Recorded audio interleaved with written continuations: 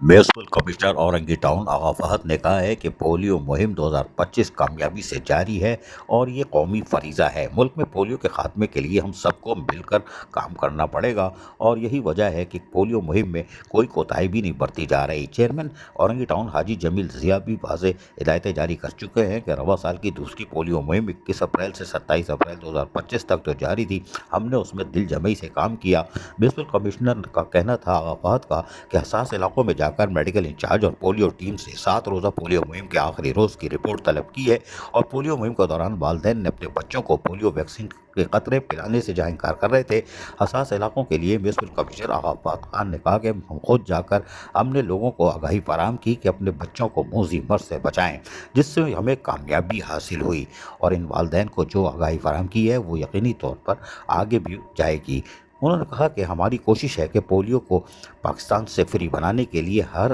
वालिदैन के साथ साथ बलदियाती अफसरान भी अपनी कोशिशों को कारआमद साबित करें ताकि वालिदैन को आगाही फराहम की जा सके। उन्होंने कहा कि पोलियो वैक्सीन के कतरे पिलाने के लिए हमने जद्दोजहद की है और यकीनी तौर पर इसमें हमें बड़ी कामयाबी हासिल हुई है। म्यूनिसिपल कमिश्नर आगा फहद ने औरंगी टाउन के मुख्तलिफ इलाक़ों में जो पोलियो मुहिम के लिए जहाँ खुद मौजूद रहते थे, वहीं इलाक़ाई मुअज़्ज़िज़ीन से भी मुलाकात करके उनको आगाह करते थे। पोलियो वैक्सीन मुहिम के ज़िम्मेदारान अमला, मेडिकल इंचार्ज अशरफ जमाल और बलदियाती अफसरान व अमला जिन्होंने इस कौमी फरीज़े में अपना भरपूर किरदार अदा किया है, उस पर भी